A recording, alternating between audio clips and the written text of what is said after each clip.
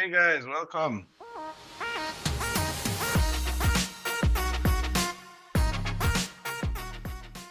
All right, can you guys hear me? Yes, sir.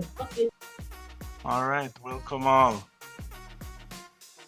All right, so we are, well, firstly, um, I see that everyone here, well, most people have submitted the first exercise. That's good.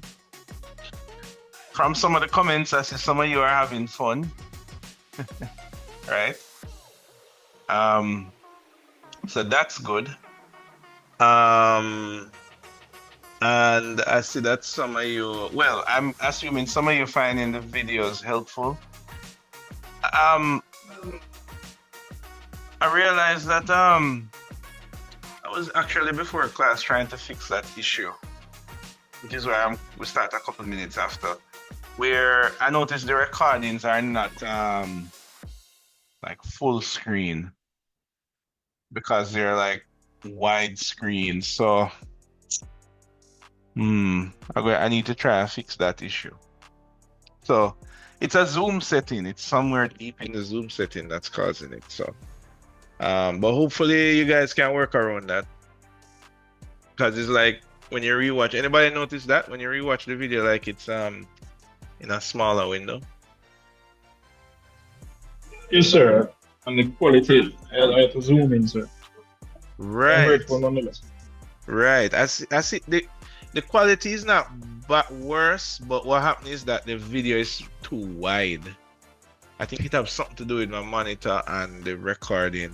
So if you zoom in, it should work, or I need to figure out a way to encode it differently. So I'll do more experimenting before the other class. So for now, this recording is going to be the same resolution as the rest until I figure that out. Anyway, guys, so we're going to continue with our exercise 2 today. That's going to be in the working session. In this session, I'm hoping we're going to talk a little bit. I'm hoping that you guys found let me show you here.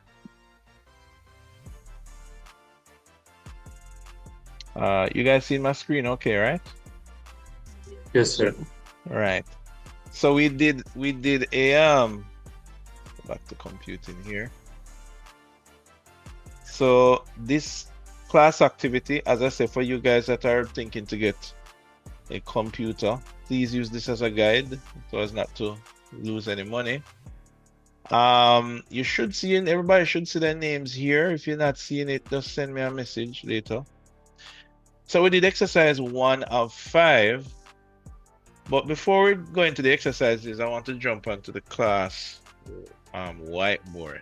Last time we spoke about image size, right? And we spoke about I gave you this example where this was a 21 sheet presentation done in CSA, and this was an image that I had rendered at the time, and the plan was to print it on a single sheet. And the question was, how do I know that when I print this, it won't be blurry, right? And we spoke a little bit about blurry, right? Anybody can tell me what do we mean by when we say an image is blurry? You can tell me. Sir, when I can see the pixels. Exactly. That's really what makes that image blurry. So technically, no image is blurry because if you hold it far away enough, it will seem sharp, right? It don't matter how much pixels we cram into an image, we can always zoom in. There's a limit to how much our actual physical eyes will allow us to zoom in. So, but if you put that picture in Photoshop, there's no limit to how much you can zoom in Photoshop. And this is why we say that it don't matter how much pixels you put in an image, at some point it can be blurry, right? When we see those billboard images and they look so sharp, it's really because it's far away from us and we can't see those pixels, right? So we learned that there's a little formula that we can use to calculate resolution, right? And when we use this formula is when we want to know, is an image big enough so that it won't look blurry? That is the ultimate question that we wanted to answer. Whenever we find an image on the internet and Google, whenever we take a picture with our phones and we want to print it or show it, the question is, when we print this image, will it look blurry? And we learned that to find that out, we need to find out what is, when we find an image on the internet, what is the real world dimension of that image, right? So I'm going to jump on to, where am I? Oh, I'm in a browser, yeah. So for example, if we should jump over to, right, if we should jump over to Google and look for Devon House, Jamaica, and just go to images here, and we see all of these images, and it's like, let's say that, oh, we're doing a presentation on Devon House, or we're doing something, and we need to print a picture of Devon House. And you go on the internet and you say, all right, I have all these pictures here. How do I know which one of these is big enough resolution? So you could say, all right then, let's use Google and say, let's say, show me large size images, right? Because you can do this with Google. And Google will show you the largest size images. And you might say, all right then, this one look nice. Let me right click and let me open this in a new tab. So that's the image there. And then we see that the resolution is 2000 by 1125. And we say, yeah man, that sounds big, right? Right, Jason? This sounds like a big image, right?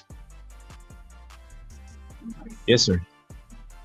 Right, and we say, all right, we want to put that in our on our presentation sheet, because you know we're doing something with Devon, whatever it is. So we might say, hold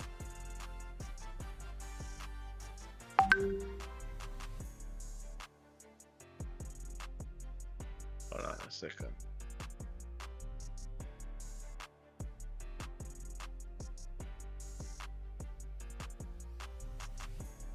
Right, so we might say, all right, this image looks good enough. Let's grab this image, right? So in our example here, I'm going to use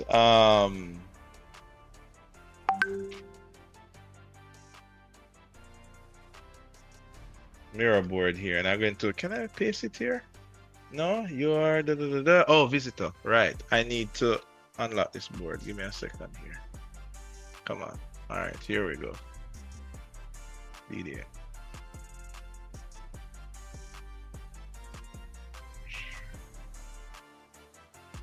Here we go. Right. So we drop this image here and we say, yeah man, all right, this image is supposed to look good enough. Now we can't tell on the computer how sharp it will look when it's printed, because the computer will always allow us to zoom all the way in until it looks actually blurry, right? So we're going to use our imagination here. So let's say that this is our page size here. So this is our sheet size here, right? And we're going to assume that it's, let's say it's a poster, you know.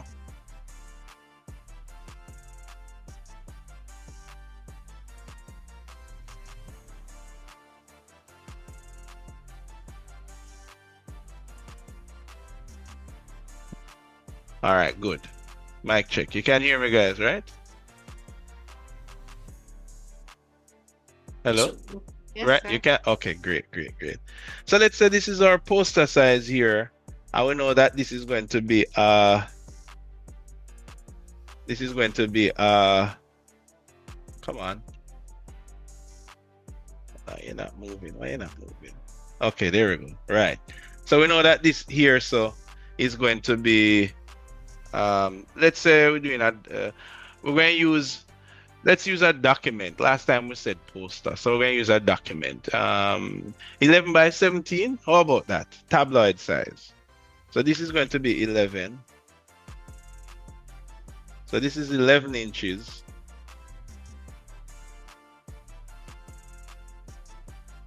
And this size here is going to be 11 by 17, right? So we know about 11, we know this size, 11 by 17. And let's say our plan is, right? Let's say that we plan to put the image up here, and then we plan to have some text down here. So let's say we're going to have, this will be a title. You know what? Let me just type it there, because that sounds weird. Devon. There we go. Oops. Let's bold it. Oops. Bold it. Right. Yeah. So let's say that's it there. We'll call it Devon House project. I'm just making up a name here, guys, right? And let's say that we want to maybe you want to put a picture of let's say it's a group project and you want to put a picture of your group members, right? So we didn't do that exercise where we have pictures of our group members, but anyway, it doesn't matter. Let's say we have the word Devon House there. And we want to put another picture that's going to be here. Maybe it is a photograph that you took or what have you, right? So we're going to put some other information down here. But this is what we plan to do. So the question is, all right, this image I find from the internet, it says it's 2000 by, let's see, how big was that image? Take a look at it here.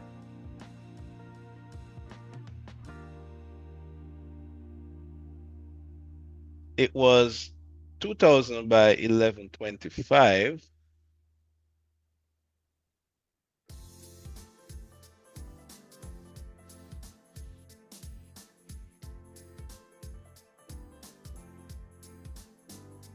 There's going to be 2000 pixels wide and 1125 high.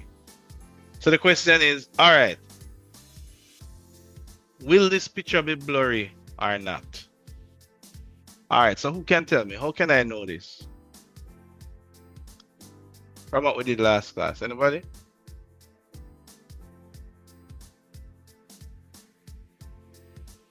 Anybody?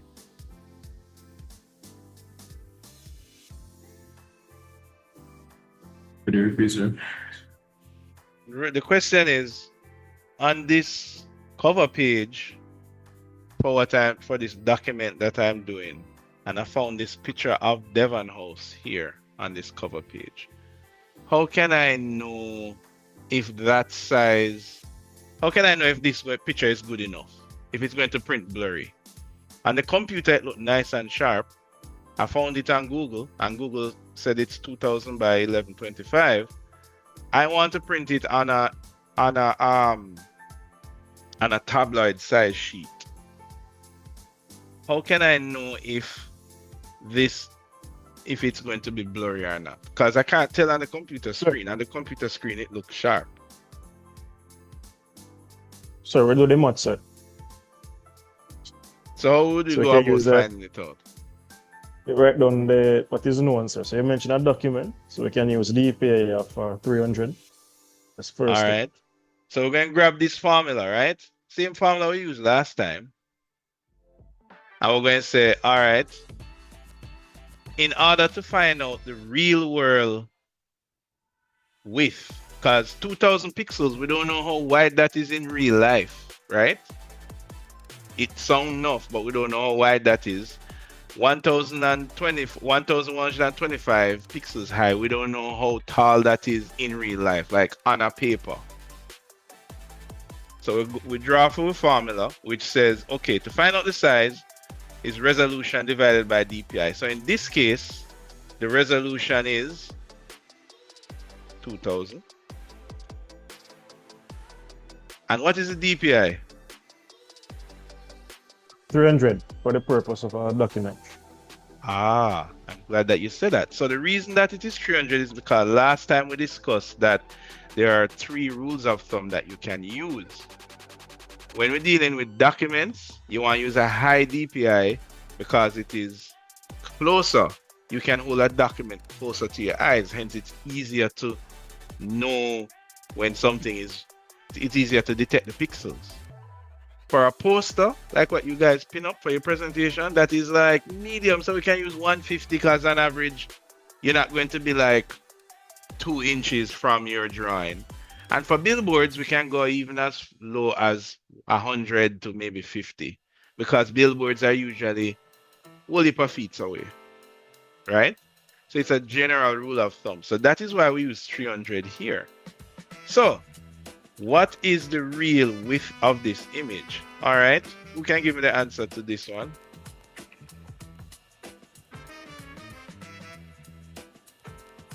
Work So it out. 0.67.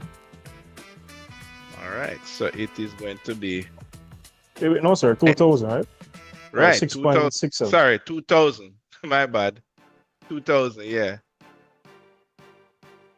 So what's it? Sorry, 6.67. 6.67, and the answer, this is going to be inches. All right, so let's work out what the vertical height is. So the same thing again, but this time we're going to put 1125 divided by 300, and what's the answer you get?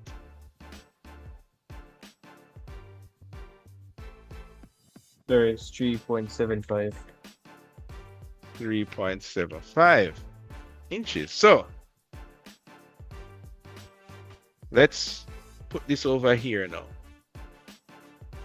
And let's do the real world size now. So on our 11 by 17 inch, right? And we're going to just estimate this. If this is 11 inch, then at least here, so would be the center of the 11 inch, right? Which would be like 5.5 inch, right? So that would mean that, let me clear this thing here. Annotate. Clear this. Right. So that would mean that the real world size of this image relative to my tabloid size sheet is going to be 6 inches. I'm going to estimate 6 inches is about this. What do you think, guys? Because remember, this is 11 inches. So 6 inches is about this, right? By about 3 inches. So, and I want you guys to just take a good look here, right? So I'm just going to put this at the corner here. So this is the real world size of this image. Meaning that when you grab this picture from Google and you work out what is the real world size based on how you intend to use the document, because the document is going to be right in front of you. So you're going to use a DPI of 300. Then this is the real world size. So what do you think of this size, guys? Obviously, this is not the size that we intended it to be. Like, we wanted it to fill up like at least the whole top half. So to fill up the top half, what we're going to have to do?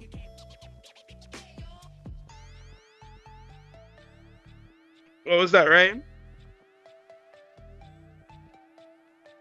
Yes, sir. I could increase the image size. You have to stretch it.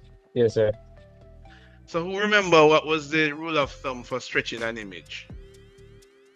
We said it last class.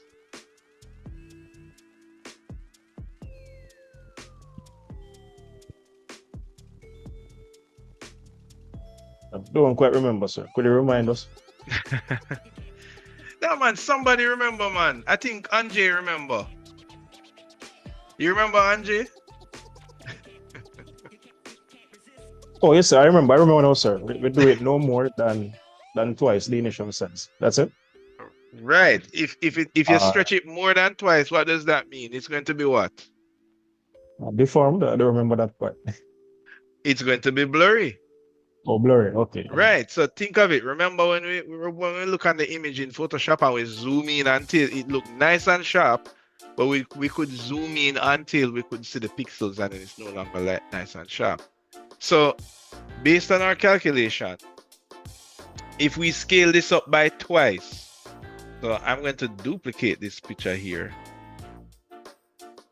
and I'm going to scale it up by twice. Excuse me, sir. I have a question. Yeah, man. As you say, if you make the picture larger, you said you have to unlock the picture from being something so you could be able to edit it. Can you lock it and unlock it at will so you can adjust the image size freely without having to worry about distortion? When you say lock and unlock, remember you would have used any editing program to make the size big. If you're in Word, you just stretch it. If you're in Photoshop, you just stretch it. If you're in PowerPoint, you just like there is no lock that prevents you from just stretching the image bigger. But but like to keep it from distorting. Right, to keep it from being blurry, right? Yeah. Right. So there is nothing that will prevent you from keeping from it being blurry, apart from you just knowing from calculating that if this is my original size and anything larger than than my original size, you are starting to get more and more blurry. So kind of imagine it this way. Imagine that you had a cell phone and it's like a cheaper cell phone and the resolution is low. If you hold it far enough from your face, it don't look any different from your iPhone, right? Which is a much higher resolution. But the closer you get, the bigger that image gets, the more you're able to notice that it is blurry. It's the same thing we're speaking about here with the images here. The trick that catches all of us is that because you're looking at it on a computer screen, what you will get when you print it and what you see on the computer screen is two different things, right? Remember that when I have a document up on my computer screen, it is not the real world size of the document. It is the size on that screen. And because the screen is smaller, the image will appear to be sharper. But when you print it, it looks blurry, right? In addition to that, the number of dots that can fit on your screen, like even if you have a large computer screen, that the document is even bigger than an actual size paper. The pixels that make up your physical screen, right? Meaning the monitor itself. The monitor cannot stack pixels as close together as when you print something. Long and short of it, a computer screen, any kind of digital screen will always make images look sharp. Put it this way, no, I don't say always. It's much easier. You remember when last week we gave the example of whose grandfather TV it was? It was Gianna's grandfather TV, like the old big back TV. We look at the example that if you have a low resolution image or a TV show and you watch it on the old TV, it looks fine. You know what I mean? So when you watch it on a newer TV, you have more pixels. So more pixels, if you're watching old time footage, it's going to look more ugly, right? So on a printer sheet, the pixels is not really pixels because printer spares ink. The dots that the printer put together can be way more dense than the dots on your computer screen, than the dots of your phone screen. It is never as dense as the printer.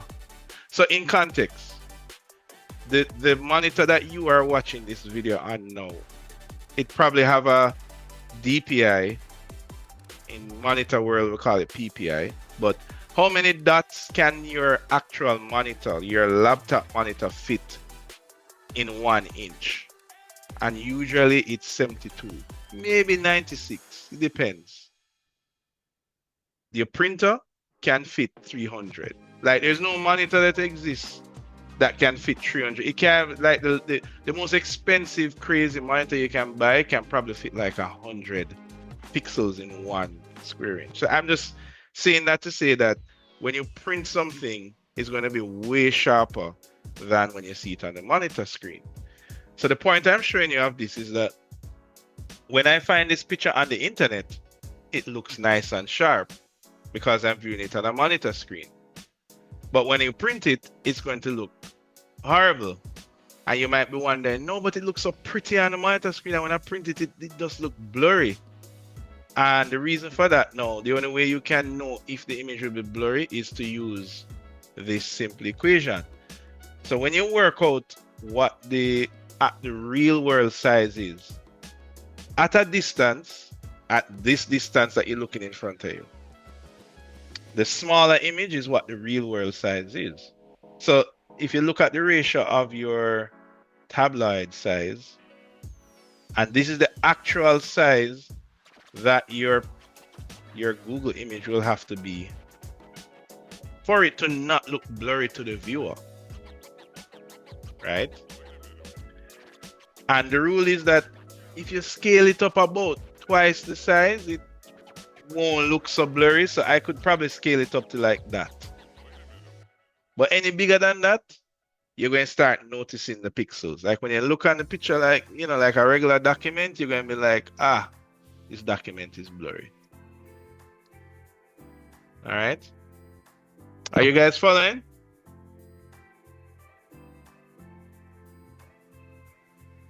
Is it a little tricky? Yeah. So let me. The trick is. And I figure. And the truth is that most times you can find a picture and it just say high resolution, and you just put it in your document and it is somewhat fine. You know what I mean? It's not like you're doing a project and every picture you're going to find on the internet, you're going to have to do this formula. The problem is that you guys do stuff large format. So you're not talking. So whereas if I'm doing a little document here, is kind of all right, it's not too bad. But when you are printing a presentation, so let me go back to my final presentation here. Like this is large and there's a lot of money in stake. To print one billboard is over $200,000 Jamaica, right? You cannot afford to print a blurry image at $200,000. So the stakes are higher the larger you go. So you guys are not printing billboards, so it's not too bad, but you are doing 24 by 36 sheets. So many times you need to pin up work, and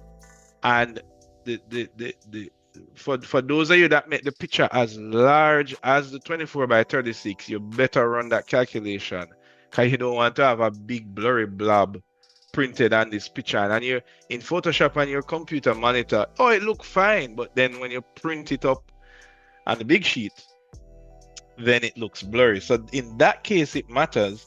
For documents, I mean, if it's a little blurry, you're not too worried about it, right?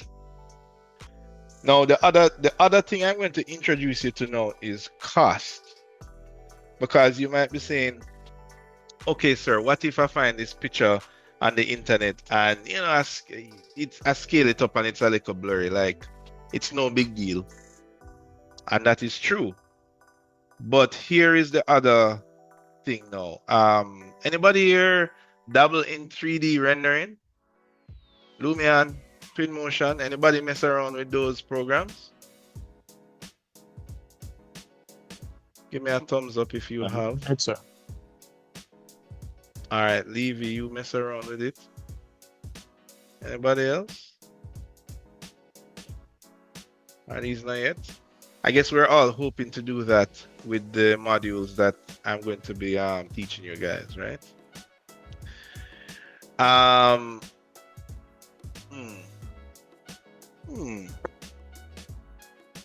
Swaby, are you here, Swaby?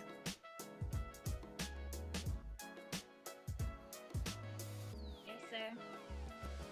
This one a little low. Swaby, what kind of phone you have?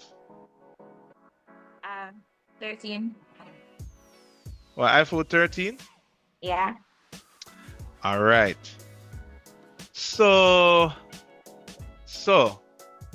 if you guys have a project in studio and you need to take photographs of, I don't know, something related to your studio project. It could be a picture of a site. It could be views. Maybe it's a site that has views to the city and you have to capture those views and you're going to use your 13, right? Do you think if you snap a picture with your phone, you would be able to print that on a 11 by 17 sheet? What do you think? Yes, sir. All right. How you know? How you know that it won't be blurry?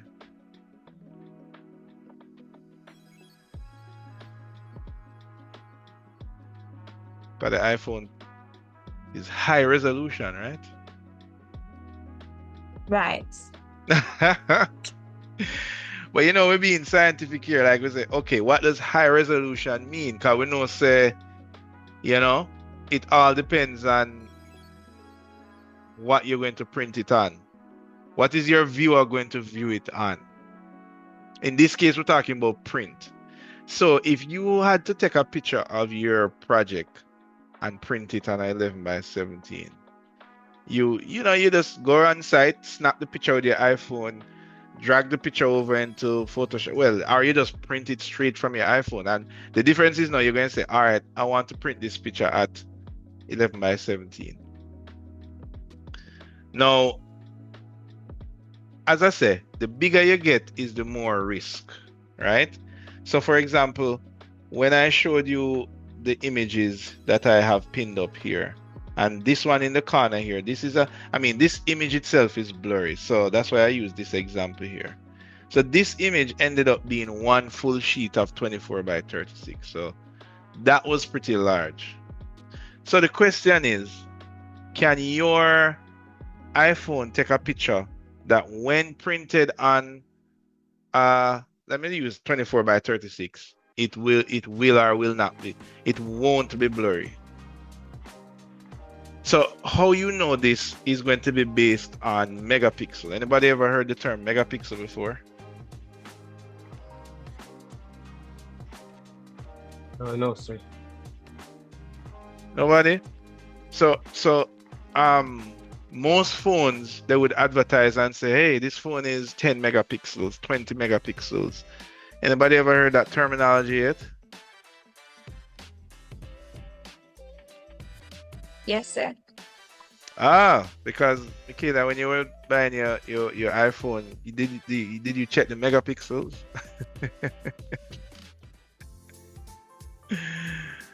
Sir, I never check it, but I know of it. Well, the marketing that surrounds the iPhone camera is one that says it's a top camera, don't it?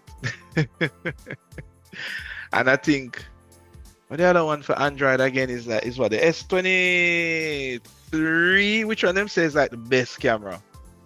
Well, probably the highest one, right? Anyway, so when you look up phones, so I'm going to put Michaela's phone on the spot here. So I'm going to get iPhone 13, regular 13 or Max Pro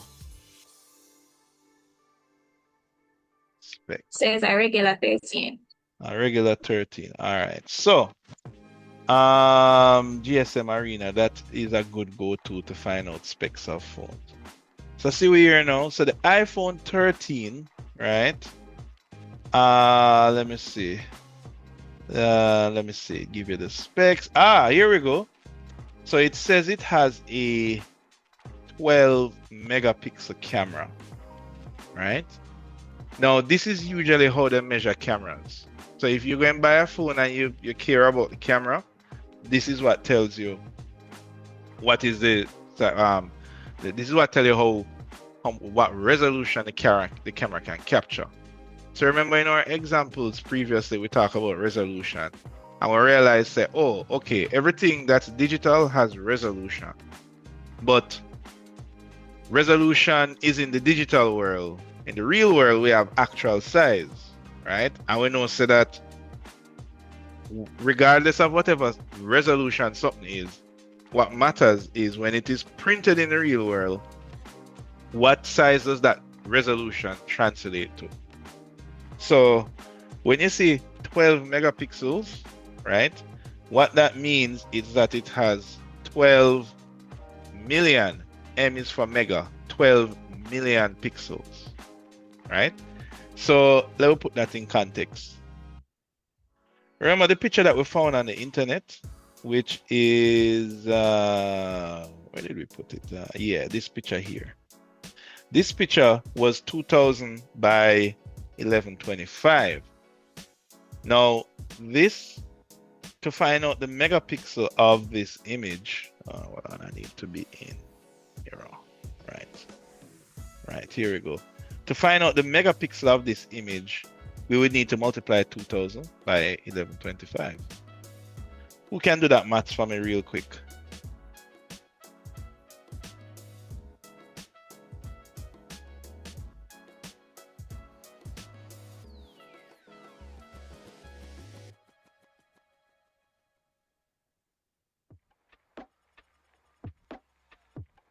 Who doing the maths for me? Who have them calculator out?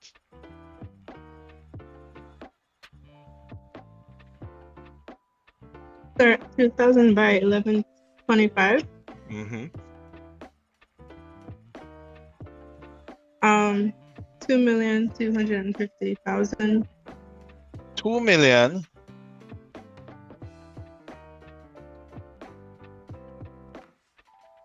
So I'm going to run it out to 2.2 megapixels.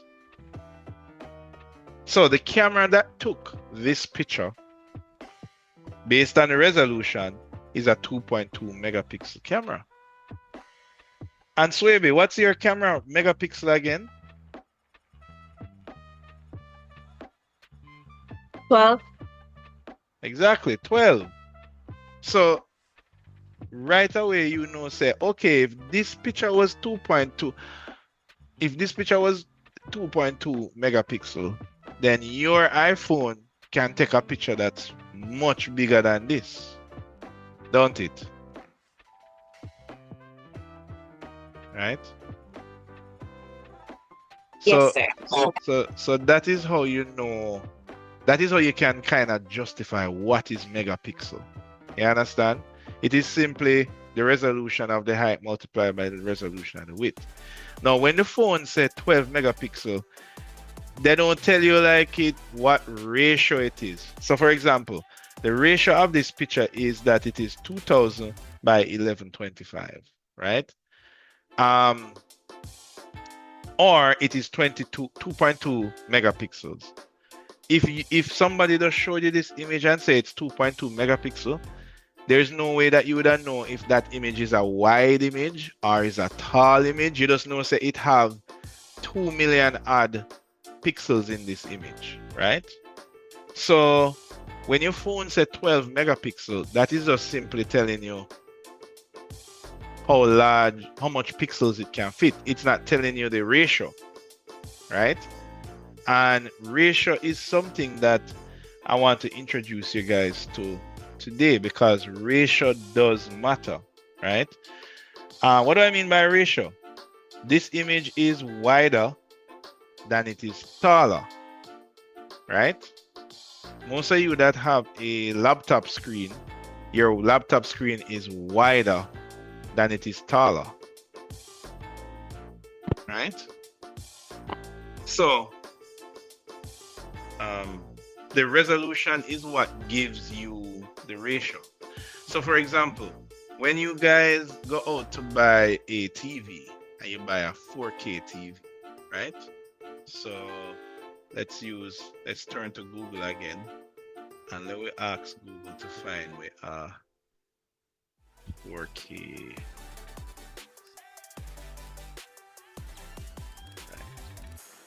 Put some images here. Box. Let me use the box, because enough time we go in a store and we see the TV then, but we're not. Oh, I'm going to say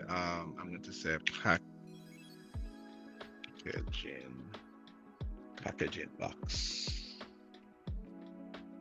Right. So that would look something like this, something like that, and the box would have the specs on it, and it would say something like, 4K UHD, right? Or this one here that says, it's too blurry. Okay, see another one here, 46-inch, and it says that it is a 4K, right? Some of these say 2K, and some of them say HD. So all of these, when it says 4K, it's really telling you the ratio, right? On the other hand, when your iPhone says 12 megapixel, it's just telling you the amount of megapixel. It's not telling you when you snap the picture, is it going to be wide, is it going to be a square, and all of that stuff, right? So that is what some of these terms mean. Now,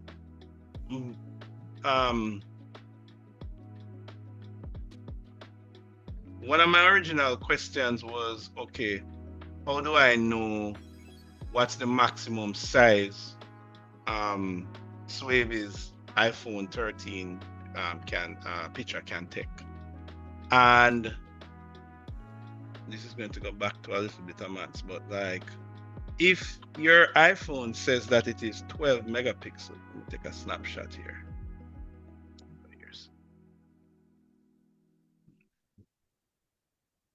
So Swaby, we're going to learn about your iPhone now, eh?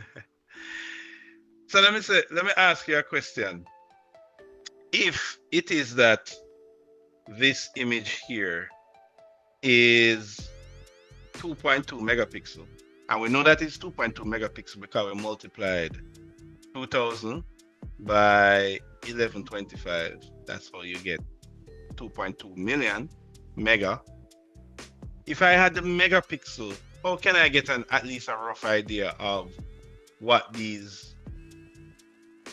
measurements are? How can I reverse engineer megapixel to have an idea of resolution? Can anybody tell me? This is more of a maths question now.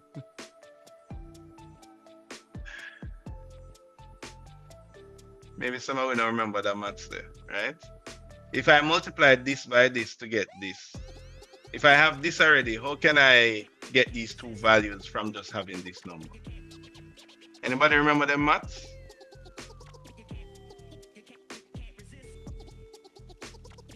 Sir, are you talking about to get the size in megapixels? Right.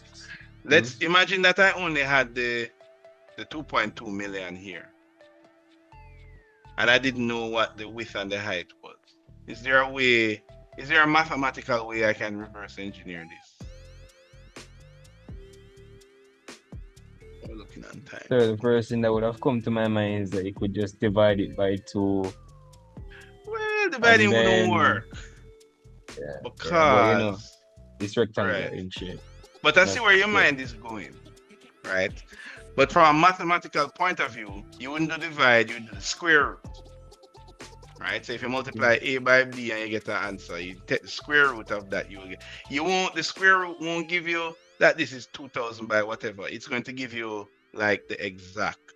So for example, if Swaby iPhone is 12 megapixels and I take the square root of 12 megapixels, 12 million pixels. Anybody still have them calculator up? What's the square root of 12 million pixels?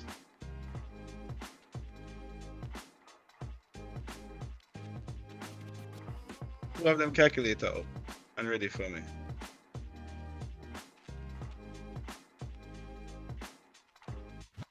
Sir, it would be 3,464.1016. Yeah, that's worry about the point. So 3,464 by 3,464. So that would mean that Swavy's camera can take a picture that is 3,464 by 3,000. Well, right. Now, of course, 3,464 by 3,464 is a square. Like it's a complete square. Like it's a even square like that. So when I reverse engineer this, what this is telling me is that all right, so Swavy's camera can take a photo that the height is 3,464 and the width is 3,464. That's the same thing as saying 12 megapixels. So that is how you can know resolution from megapixel. Because when you go somewhere and somebody say, yo, I want to sell you a camera, it's 20 megapixels. Like sometimes megapixels doesn't have a meaning in our mind. It's like I tell you that, hey, I have I want to sell you a TV, and you're gonna say, what size is the TV? And I'm gonna say is 263.45 millimeter. Like in your mind, it's like, okay, what size is that? Like I can't imagine that size in my head. You understand? But if I tell you that it's about the size of, it is a little bit bigger than a 50-inch. Like you can immediately, you have a reference images in your mind, you know what is a 50-inch TV, so you can say, oh, okay, all right, cool. So it's the same thing with megapixel. Like sometimes when you look to buy a phone and the phone says 15 megapixels, you're like, what does that really mean? But when you hear it in resolution, so like when I say 3,464, right? That word is very close to, I don't have any time to ask out any questions. But let me try and see who can get this one. So if I say 3,400 megapixels. Sorry, 3,400 pixels.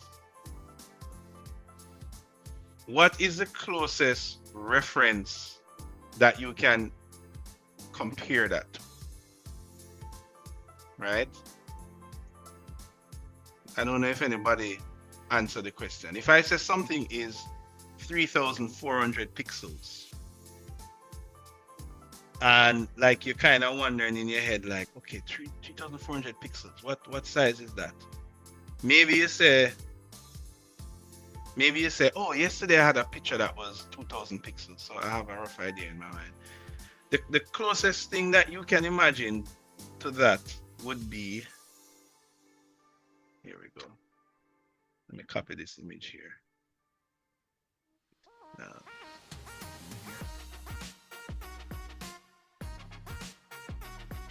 would be this.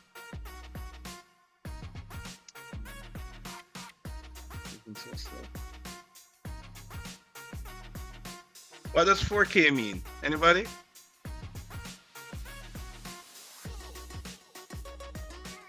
When you see 4K on a TV, what is it telling you?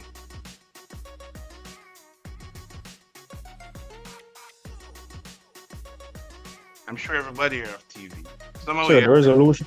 Exactly. It's telling us 4,000 pixels wide. So I'm telling you these reference points because you guys need to have an idea of when you say something is 1,000 pixels or 3,000 pixels or 4,000 pixels, like you need to have something that you can kind of reference that with. So just remember, a 4K TV is 4,000 pixels wide, right? A 2K TV is 2,000 pixels wide. You understand? So if somebody say, oh, I have an image that is 3,000 something, 3,600. You say, oh, it's a little bit less than a 4K. You understand?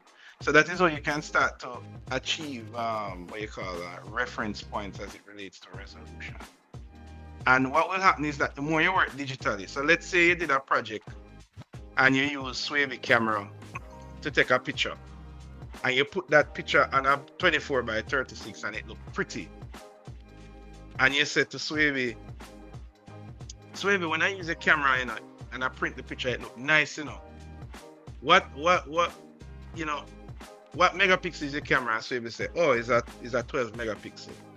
Right away in your mind, you have a reference point that says 12 megapixel can give me a nice picture on a 24 by 36. Like, that's a reference point in your head. So that now in the future, when somebody say, what type of camera you have? And you say, boy, I have a 8 megapixel camera. You say, that now will give me a nice picture. You understand? So what will help you to kind of identify these terms, 4K, megapixel, resolution, is that there are certain standards that the industry makes that are out there. And some of them you might see and hear of, and some of them you might not hear of. So for example, here we go here. So this is an interesting chart. This comes from, you can find this on Wikipedia. And I know the chart looks a little weird because you're seeing these lines here. But what this chart is telling you, these are all the standard resolutions that exist in the world today. So for example, I'm sure we buy a TV already and it's a full HD. Anybody remember a TV that's a full HD? Well, the word HD kind of overused still, but. So why do you say that? Because people put HD on everything. HD is actually a standard, but you know. But anyway, here we have full HD. We have 2K. We have UHD. I'm sure we see TV boxes that have UHD on it. Let me see here. Let me put it side by side and see what I can spot here on Google. Right? Put this over here. Right. Like this just says 4K, but some of them, let me try and see, like this one here. This one here says, let's see. Oh Lord, that's too blurry. Trying to find some different monitors here. What I'm trying to say is that these terms actually exist. And in new window, an image in new window. Smart TV 40. Some of them don't really tell you. See, some of them don't really tell you. And guess what, guys? The more you know about this, is the more that when you guys go to get your technology, like you guys are in the digital realm. If I go on Amazon, maybe that's the best place I can go to, right? When you guys go to buy cameras and televisions and all of these things, you're going to see these terms being thrown around a lot, right?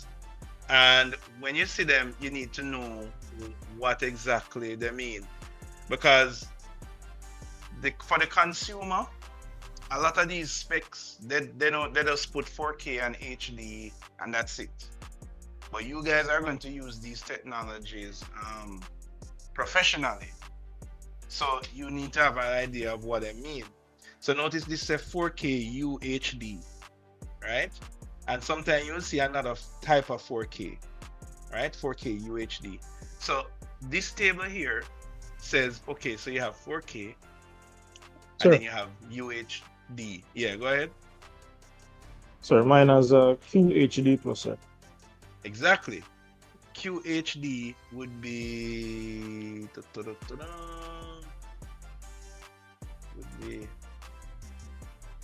maybe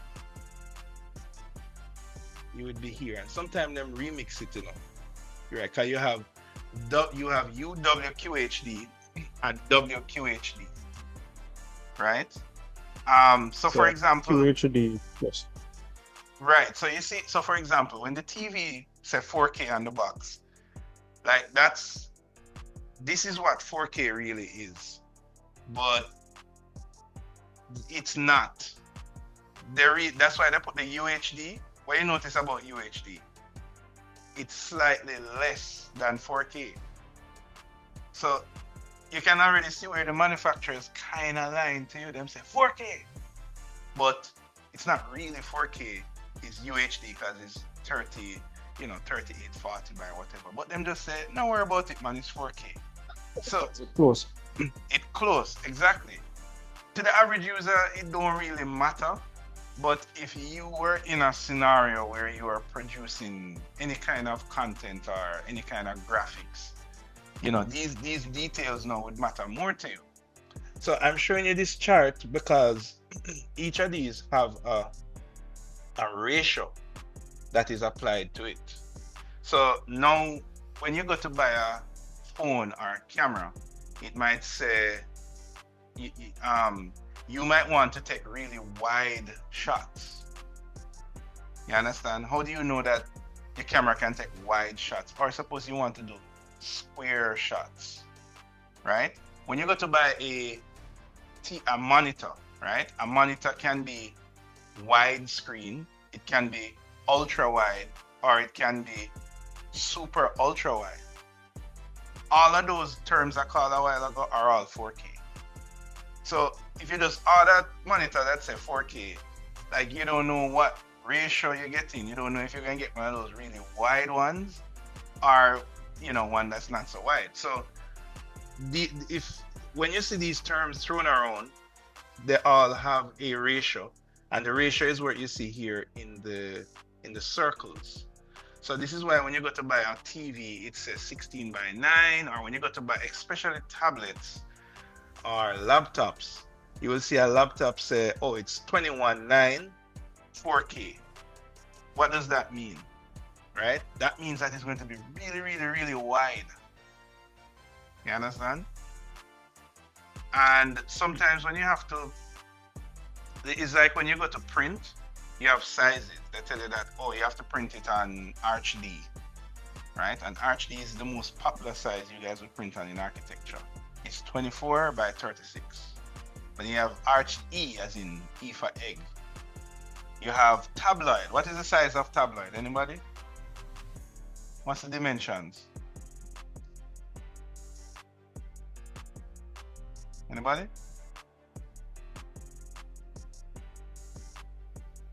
No? What's the dimensions for letter size? It's 11 by 17, sir. Exactly. Tabloid paper, right? Yeah. Right. 11 by 17 is tabloid, right? So just like how you have sizes and ratios for print, right?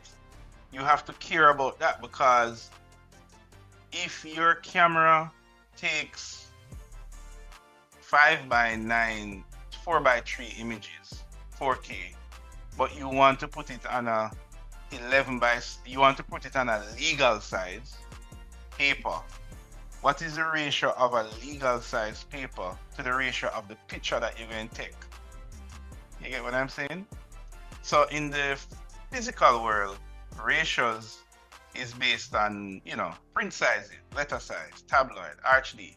In the digital world, it's based on things like 4K, UHD,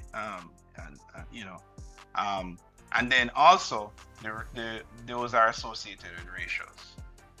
So I use this chart even to today so that I can remember what these ratios mean and what they say, right? All right, guys. So this is all ratio. So if you ever see something, like if you see something that says, nowadays you have going higher than 4K, you have 8K, which is crazy. But then you have UHD 2, which is a little bit less than 8K, right? Most of the stuff that you buy, like the typical monitor you buy, will be 16:9. That's the ratio. And 16:9 can either be UHD, which is what you saw on the TV, or it can be QHD, right? Or it can, and I'm going up this line now, it can be full HD. You understand? Back in the days, this is the resolution that we used to be at PAL, right? And I'm looking for who's grandfather TV again?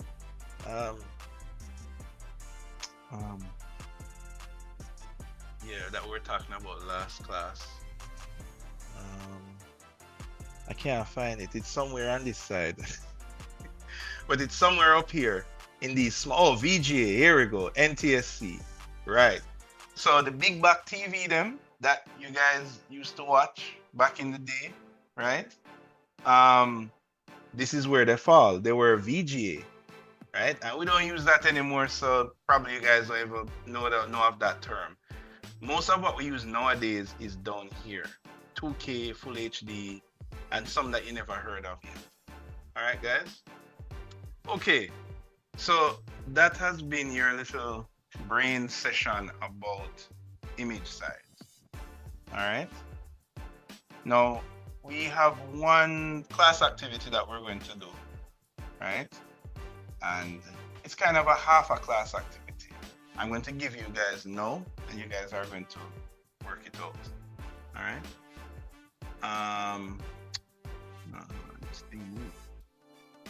This activity I'm going to put on the mirror board because you're going to need to kind of zoom around and see it. Just right.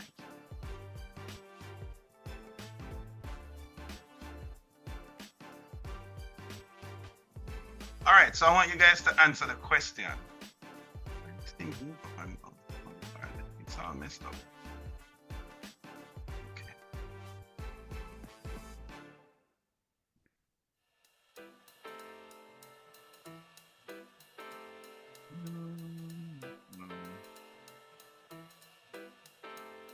All right, guys, this is your class. This is going to be your activity. Right? You are a CSA student preparing for your critique. You design a sheet layout with 3 frames that will contain 3 items. A rendered image from a rendering program like Lumion, a photograph that you took with a camera, and a floor plan you created in AutoCAD. You plan to print your work on a 24 by 36 inch sheet and present on a presentation board. You know, just like what we spoke about 1.5 meters away from your audience. So a typical studio presentation. So you have 3 questions to answer. The first question is, what is the estimated real-world print height and width of the photo that can be produced from your camera? That's the first question. What is the real-world height and width of the photo that can be produced from your camera? So this is the camera that you have. Oops. You have a Samsung S8. I know it's old, guys. I know. It's fine. Don't worry about it. Right? And it has a 8.2 megapixel resolution. And it said that when you check out the specs of the phone, it said, oh, it will take UHD sized images. So that is your first question. When you take an image with this Samsung phone, what is the real world height and width? And that is going to be based on the distance, you know, we've discussed that above. Which frame, the next question, which frame should you position your photo in the camera? Right? So you want to position your photo in the largest possible frame where it will not be blurry. So when I say frame, if you look here, this is the design of your sheet layout. Frame A or frame B? Where would be the best place to position the photo?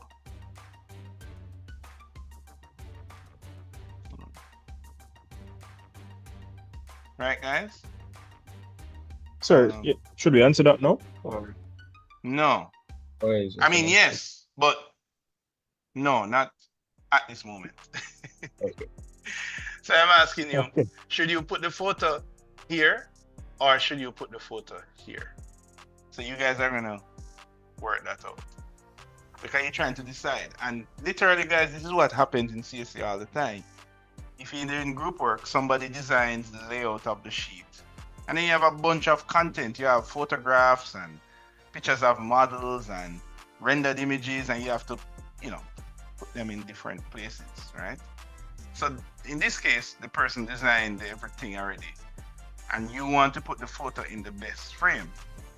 So the question is asking you, can I fit the photo in the big frame and it not be blurry? Or if I know that that would be too blurry, meaning it's going to be too big, meaning you're going to allow people to see the pixels, maybe it's better I make the photo a little smaller, right? Because it's better, guys, to have a small image than a big blurry image for sure, right?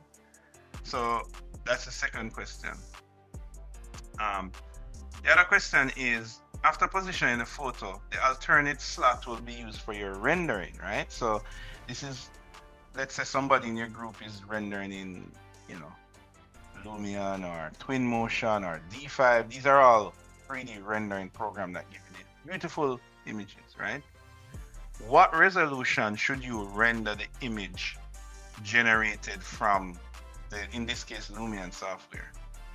Now, the reason I ask you this question is, the higher the resolution, the longer your image will take to render. So, for example, when you work on something and you're rendering a nice photograph. So, for example, if I go to my let's go to my website here. Where is it? Let me go to here. This is where I was on.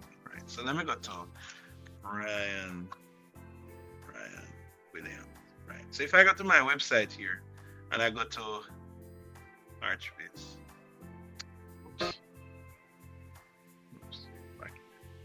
And let's say I bring up one of these images, like this image here, right? And I render this image in Unreal Engine, right? And this image, I don't remember the size of it, it was a while back, but it probably took like about 15 or so minutes to render, which, I mean, don't sound very long nowadays. Back in the day, you had to wait hours. But like, imagine you're sitting down for 15 minutes. Like that takes a little while. Like, you know what I mean? But suppose I'm rendering this picture and I want to use it on my phone, right? Why would I render this picture at such a high resolution when I plan to just stick it on a little phone screen? Right? You understand what I'm saying, Raheem? Not necessarily, sir. I mean, you don't necessarily have to like put it in your phone either.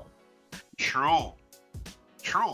But the output that you're going to use the image for matters. So for example, if I have an online presentation and I plan to show these images, meaning I know that I'm not going to print it, then I would want to render an image. I wouldn't want to waste time if it's going to take me half an hour to render an image at 8K, but I plan to show it in an online presentation. What does that mean? That means that the person who are going to view my picture, their device cannot go more than 72 dpi, literally. So what does that mean? That means that me rendering it at 8K versus me rendering it at 2K, to the viewer, it will look no different. So why render it at 8K? You might say, well, because I can afford it. I can, maybe in the future, I might want to print it. Don't it? Yeah. But at the same time, like... You're putting in too much effort for an online task. Right, and the thing is, the question is, can you afford it? So let me put it another way. If I needed to, if somebody gave me a project that, like a lot of architecture projects, they tend to put it up on billboards outside the site. And somebody say, hey, I want you to render an image to put on this billboard. You know, that's a different case. Then you have to work out, okay, the billboard is going to be like 10 feet wide. What resolution do I need to render at to put it on this billboard? You know, you definitely, maybe in your head you say, I think I'm going to need more than 4K. But really, how much do you need? Because you might estimate, I'll just click 8K in the render software, but suppose you need 16K. You know what I mean? So when you talk about afford, the larger you get, is the more it costs. It costs you time, it costs resources. If you had to put a photo on that billboard, like think about those billboards that advertise, like, you know, election, and you see somebody picture there. Somebody have to snap that picture with a phone or a camera or something. You know, what size is that picture? You know what I mean? And if your camera can't take that size picture, well, that means you just have to get a more expensive camera. But if you don't need that expensive camera, if you don't need to buy a $2,000 camera, because you know that when you work out the pixels, I don't need that amount of pixels, then you're fine. So that's what I mean by afford. And when I show, you know, in some cases you can afford it. It's like, I don't need 4K. I can get away with showing it just in 2K, but it's only an extra 1 minute, so it's not going to cost me anything. So then in that case, it's fine. But in the case where, oh crap, I need this to render in 16K, it's going to be an additional 2 hours to wait for this picture to render. Alright, so that's why this question is saying, okay, so when you position your photo, the other slot is going to be used for rendering. What size should you choose for the rendering? And you're going to select this from your image standard list. So remember this list here that I sent you? What size image? Because when you go into rendering programs, it is going to tell you, oh, do you want to render in full HD, QHD, 4K? Like, it's going to allow you to click these standard sizes. So the question is asking you, which one of these standard sizes should you click? You know, the closest one to the space that you have, right? And the last question is, what format should the AutoCAD plan drawing be saved in? So when you open AutoCAD and you want to put this floor plan on this presentation, what format should you save it out of AutoCAD? And it gives you the options here. So should it be JPEG, GIF, PNG? Should it be PDF? Should it be SVG? Right? And this one I'm going to make you look up which, because you can export from AutoCAD with these different file formats.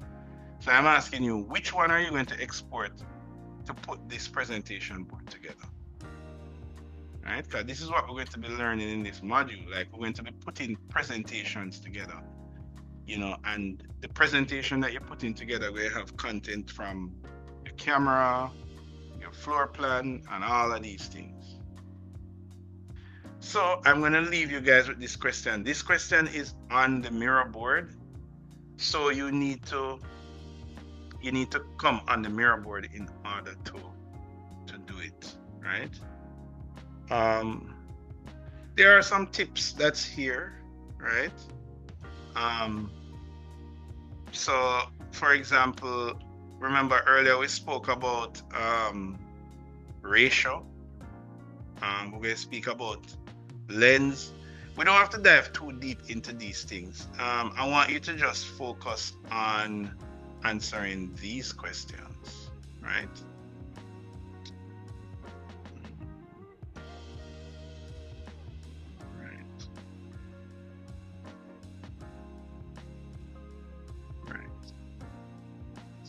To remove these guys here.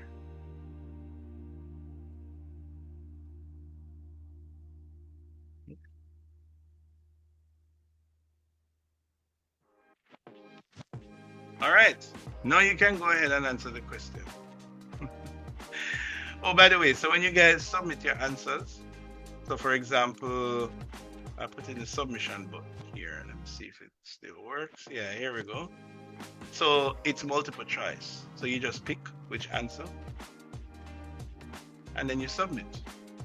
All right. And what I will do, I will ask you guys what's the reason why you chose that answer. All right. So go ahead now and complete this class activity, guys. We have like what, 30 minutes left? Thereabout.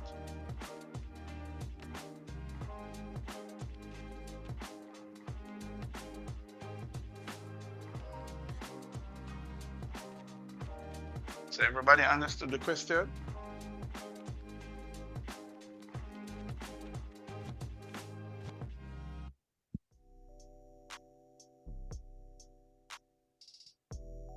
Question? Lisa, Brianna, you're good? You good, Brianna? Yes, sir. All right. So I'm gonna give you like 15 minutes, guys, and you're gonna tell me the reasons for your answer or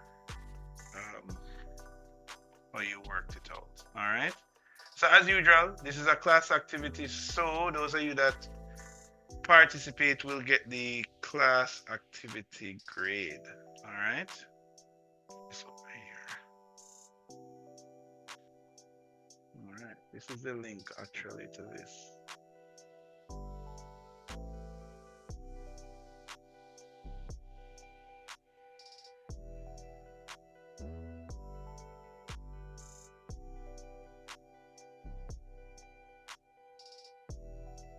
Sir, for the class activity, I'm not seeing it in the portal. It's on the class activity too, right? Yeah, let me unlock it for you. But the what I'm showing you from now is on the mirror board. So I'm gonna let me enable that submission button for you guys. But in the meantime, just to get all of the specs, just jump on the mirror board so that you can see the question. 4 questions, right? So there's 4 questions, right? So when you go to submit your answers, it's going to ask you for each of those questions. It's going to have 4 slots. And you pick the answer. Yeah, I think so. Yeah. So I think I have a link on the mirror board. And I also have a link on the class website, but I need to enable the link on the class website. All right, guys, do your thing. I'll give you a couple minutes.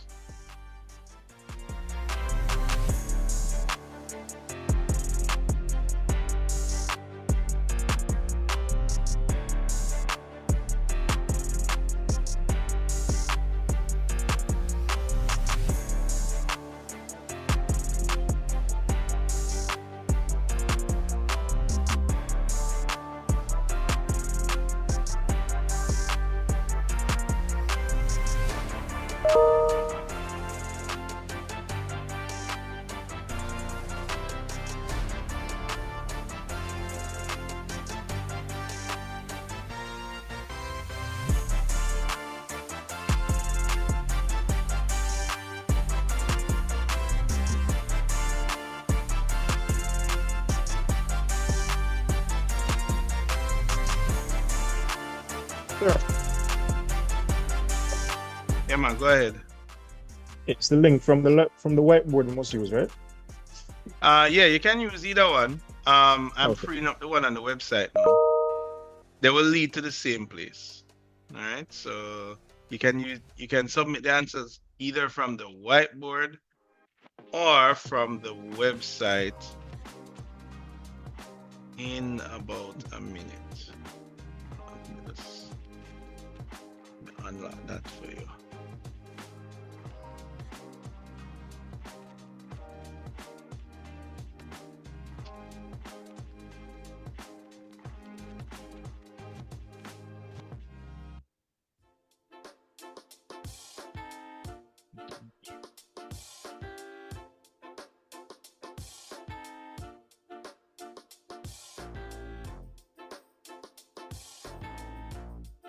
Better update the link. Okay.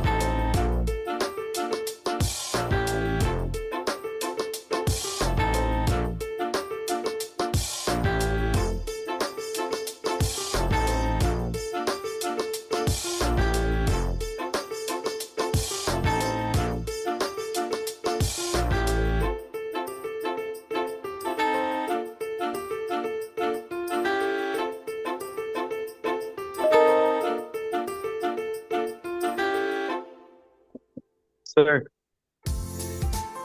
Yeah, go ahead. Yes, sir. Question. Based off the word that you're giving, I'm not really too understanding what we're supposed to be doing. All right, no problem.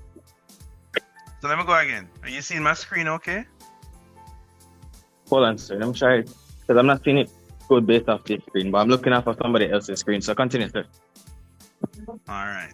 So let me go again. So the question is, let me put these over here. All right. So here's the question on screen now. That's saying that you're a CSA student preparing for a presentation. And this is what the presentation looks like, right? This is a 24 by 36 sheet. You have 3 sections and you have some content to place on the sections. You have a photograph, a rendering, and a floor plan, which is pretty typical. That's what you're going to be mostly presenting in CSA. The first question is saying that, is asking you, the photograph that you're supposed to place on your presentation, it is saying that you have this is the type of phone that you have, and this is the specs of the phone. So it's asking you, what is the real world height and width? Like when I take a picture with my phone, what does that translate to? What does the size of that picture in pixels translate to in the real world? Right? That's the first question. The next question is asking you, all right, based on what is the real world size that I can get from my phone, when I snap a picture with my phone, based on the resolution that my phone has, where is it best to place this image? Is it best to place it in frame A or place it in frame B? Right? Remember, that's on the sheet here, right? You have 2 frames. One of them is big, one of them is little. Where's the best place to place this photo? Right? You can know what's the best place because you can work out what size photo I should get from my phone, and you fit it in. You're always aiming to not necessarily to stretch the photo. You're trying to put it in the closest matching spot. Because when you don't stretch the photo is sharp, it's not blurry, right? So the second question is asking, is it better to put it in frame A or frame B? Then now, the third question is saying, all right, after you place the photo, then you need to do a rendering in a 3D program. What resolution should you render the picture at? Right?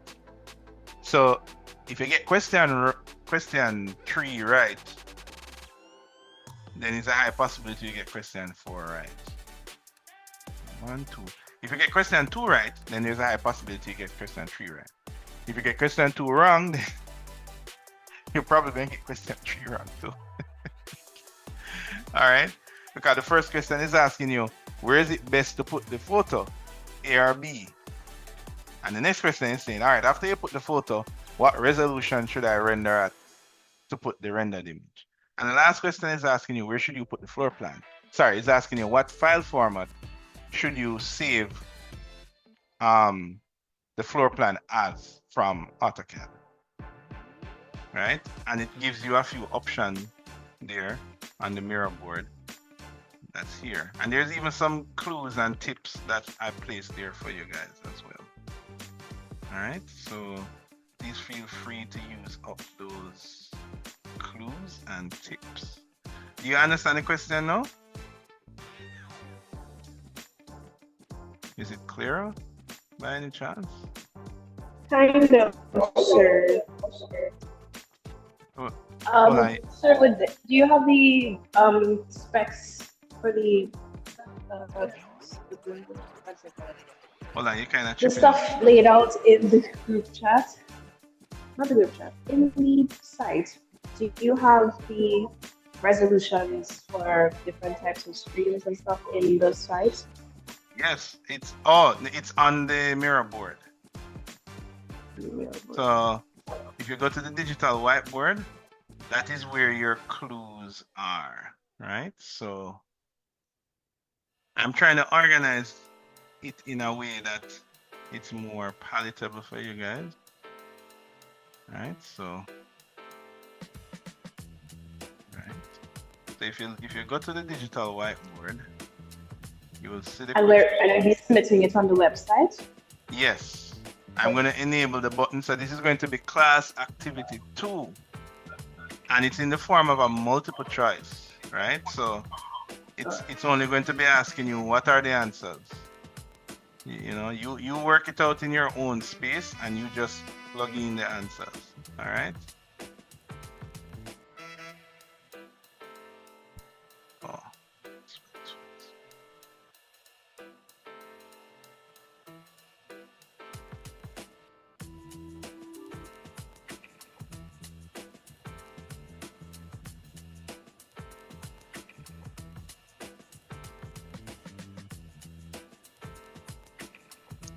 Excuse me, sir. Yeah, man. Question? Yeah, it says I already responded for the class activity, so I don't know if you can reset it or something. But so you already, but that means you already responded. Oh, meaning you haven't done it yet? No, because I did the course before. Right. So you're using it.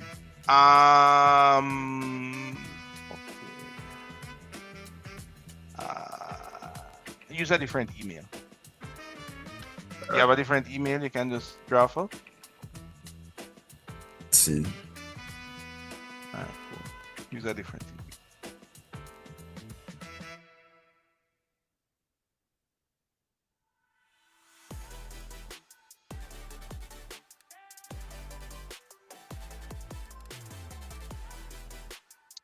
Ah, lovely. I found a picture of when you go in Lumion to render, this is what the render screen looks like. So you see it asking you HD, Full HD, Quad HD, Ultra HD. That's what they use the UHD is for. So Lumion is asking you what resolution should I render at, right?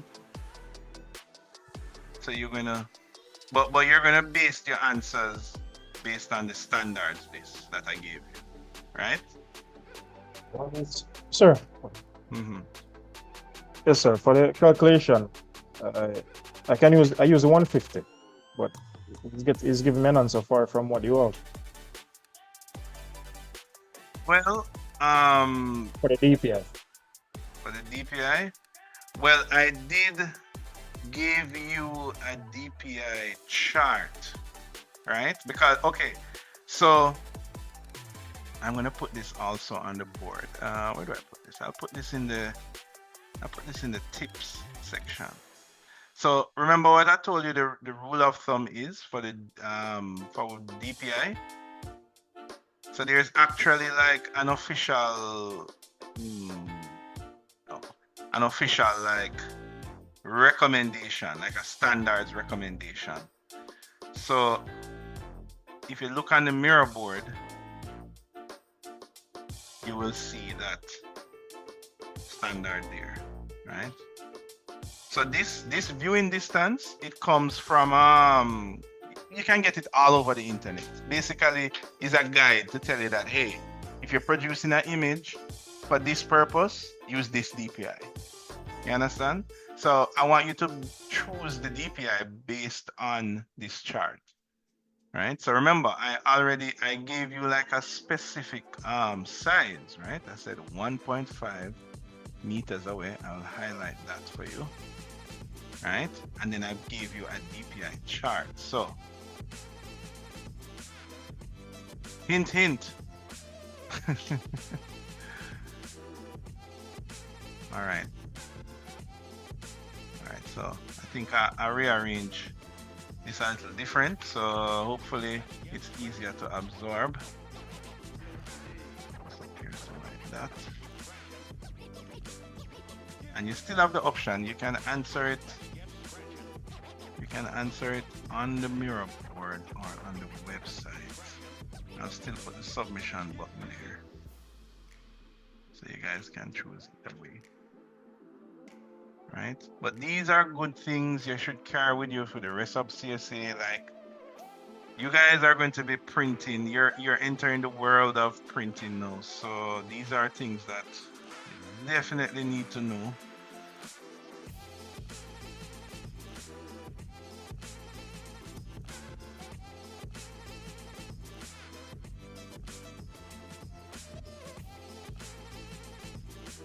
Definitely need to know going forward. What time is it? Okay, we're pretty much 15 minutes from class, so all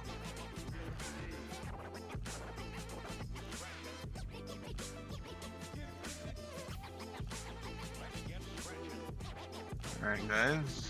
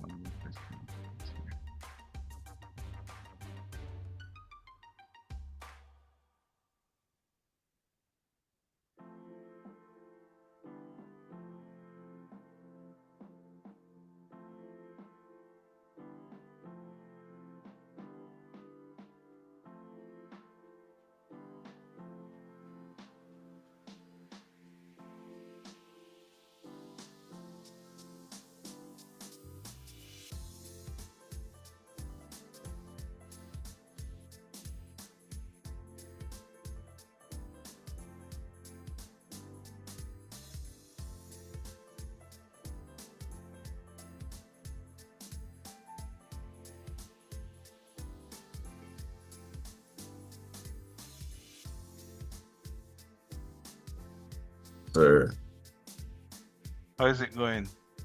every time I press the link, like it defaults to my regular email, so I don't know how to change it. Oh yeah, it's because you signed in into Chrome. Do it from incognito. Alright.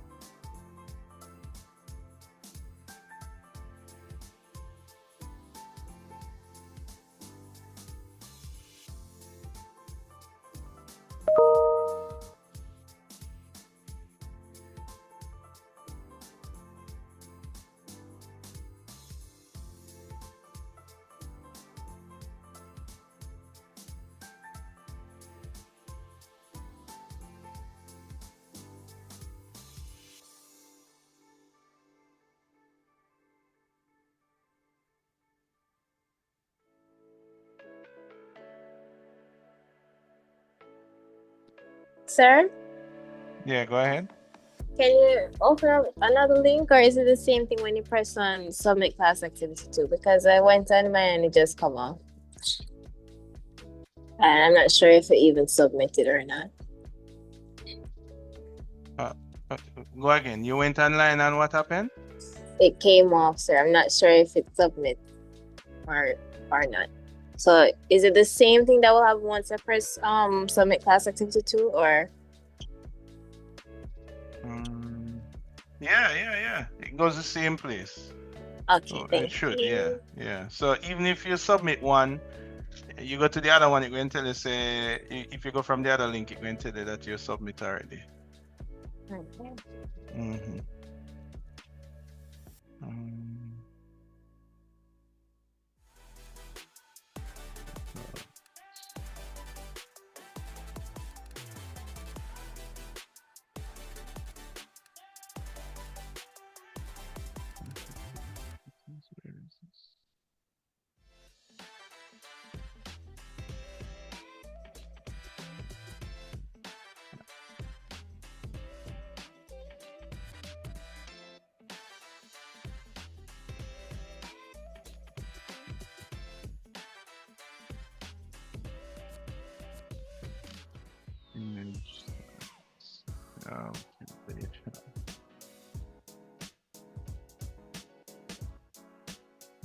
All right, so if you refresh the class website now, that link, I also place a link on the class website as well. So, for example, if you look on my screen, this is what you're seeing. So if I hit refresh, F5. So now you should see a button here. Yes. Submit your class activity 2, which carries you to the same thing. So you can submit it directly on the class website, or you can go to the mirror board. I'm suggesting you go to the mirror board because on the mirror board, we had all the discussion, so the notes are all there. And you would go over to this section here. And here it is. Here are the 4 questions. I have the list of common resolutions. This is also a link, so you can bring it up. You can bookmark this link. Very useful. And right.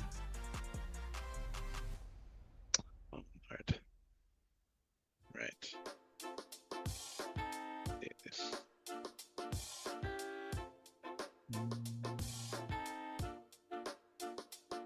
This should really be for this guy here. This one is for this guy. Yeah.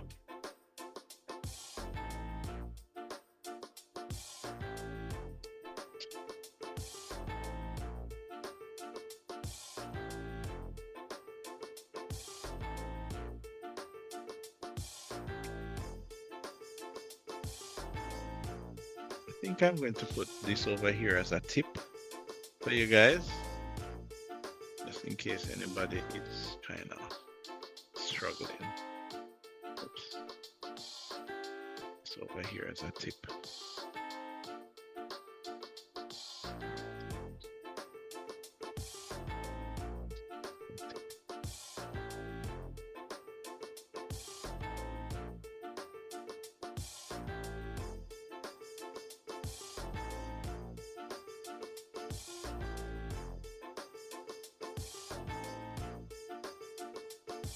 All right, guys.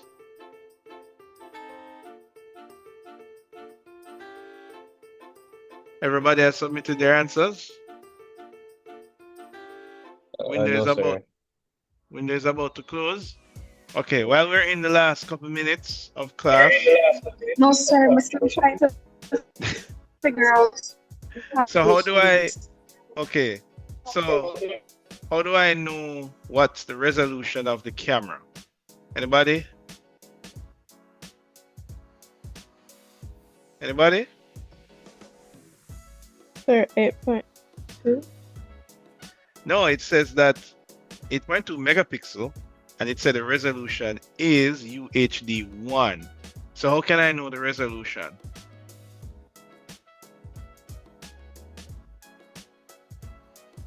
So you can look back on the charts that you're giving Exactly. us. So you're going to look for UHD1 and see what that resolution is, right? All right. I'm just giving you some tip, guys, because time running out, right? Okay. So we know that the formula, remember what it's asking it for. What's the real world print height and width? So we know the formula says is that it is the length in pixels over the DPI. So we know where to go to find the resolution. What is the DPI value? Where do we go to find that? Anybody? The chart. Exactly. So there's a chart that is here that, and this chart is something that, oh man, I messed up the thing. Man. Right. I'm sorry, guys. I messed up my arrows and stuff. I'm gonna have to get it from. Do I have a backup? Yes, I have a backup. That's why you should always have a backup. Hold on a second. I'm coming back to you guys. Just let me try and recover this thing here.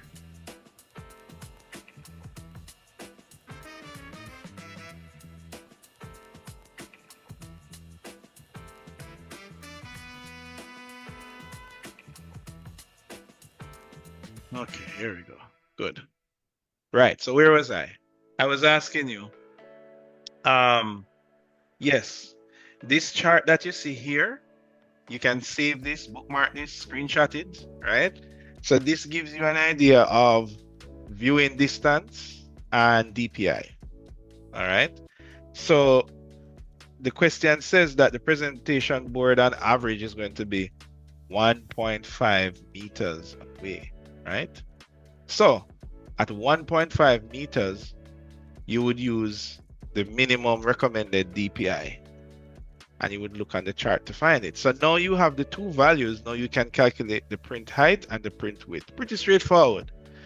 Now the part that you guys must decide on now is when you get the answer, the next question is asking you, which frame would you position the image in? Right? Now that is a tricky question. And so that question is going to be down here. Let me move all of this down some more. Right.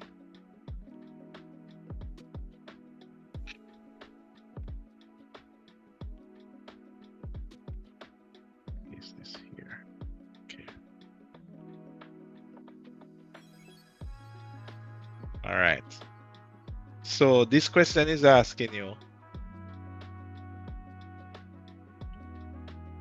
which frame should you place the picture in? Right?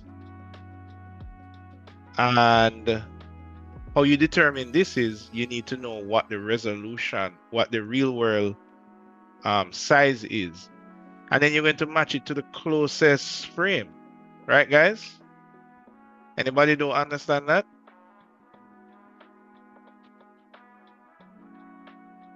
Guys? All right. Yes, sir. Thank you, buddy. Yeah, man, pretty straightforward.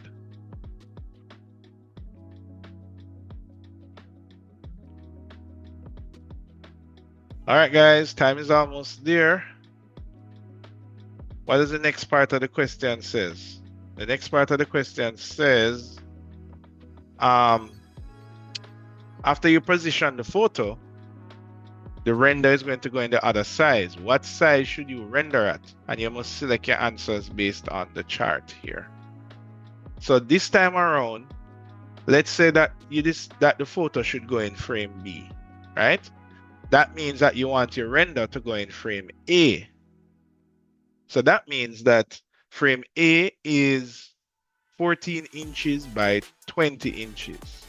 I'm not saying frame A is the answer, guys. I'm just giving you an example. So here is the trick now. This time around, I have the real world height and width, and I'm trying to get the resolution. So now is the formula going the other way around. It asks, I want to know what the pixels are because I already have the real world height and width. How did you guys work out that?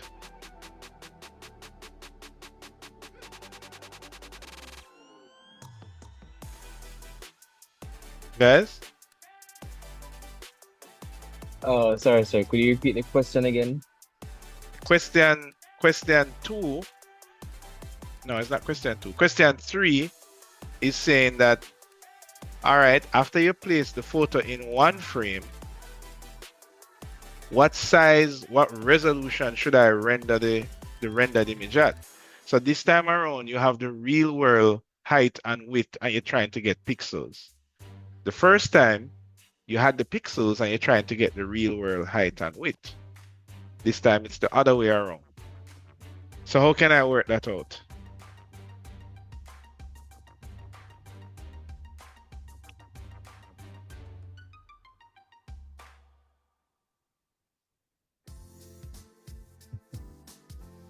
All right, tell you what, guys, because it's time to go. You have another class and I have another class. I'm going to give you guys until the next session to submit. So I'll give you some extra time. And then after that, I'm going to close the submission form. And that will be the end of today's class activity. All right, guys? Yes, sir. right. Sir? Yeah, go ahead. Sir, my name isn't on the class list. Hold on. Who's talking? Okay, that's it. Sweeby. All right. And you put your name on the thing? You register for the class website? Yes, sir. All right. It's soon show up. Okay. All right. You All right, very guys. much, sir. All right. Yep. Sir, It soon show up. could I submit another form with a different email? I mean, sure. The point of this is I need you guys to know how to do it.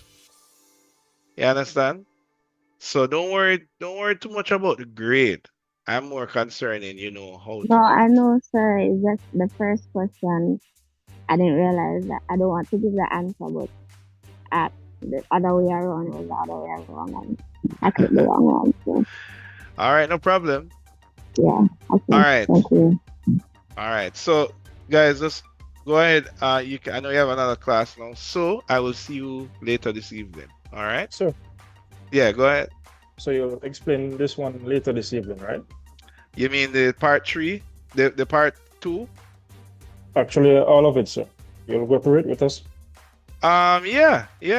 Well, right. I kind of gave the hint of for 1 and 2. So I will go through 3 and 4. Can't remember this evening we're doing the exercise 2. Okay. So we have a mission. Could I ask you something now then? Say again? The first one was 32 width and 18 height, but that seems to be wrong. So could you tell me the answer? Let me work it out later.